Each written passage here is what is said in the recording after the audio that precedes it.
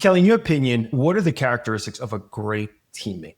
So I think a great teammate is somebody where you have really good alignment on what you're ultimately looking to do. But I think one of the biggest things that makes a great teammate is they're willing to give you the constructive feedback or share things that maybe you don't want to hear at times that are uncomfortable. But I think being willing to go from, I think where a lot of organizations fall down with ruinous empathy and actually, give that constructive feedback, but in a thoughtful way. And, being willing to do that, I think is part of what makes a really great teammate.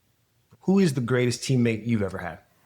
Oh, that is such a tough question. I've been so fortunate to work with some amazing folks. A couple of my sales leaders who I think about from my time at Forrester, and just that resilience and that mindset about as long as there's time on the clock, and going back to the Patriots win against your Falcons there. So all joking aside, I mean, literally that 28-3 was my screensaver for years. And we fostered this culture of as long as there's time on the clock, anything is possible. And so the folks that come to mind are the folks that never stopped fighting until time expired, which was also just obviously in sales, hugely helpful and hugely beneficial, even if they were beyond their plan, but just to help get the company to where the company needed to be. And I think that's also what makes a great teammate is not just obviously thinking about yourself, but understanding the broader context that you're operating in.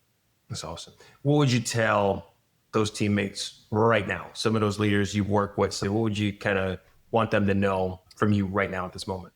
Yeah, I mean, just how much gratitude I have for what our team was able to do, especially during the pandemic. And, a couple of the folks that I'm thinking about had the young children running around trying to do school on video while trying to keep a sales organization moving forward. And I will just forever be grateful for what they did and what we were able to accomplish when I was at Forrester.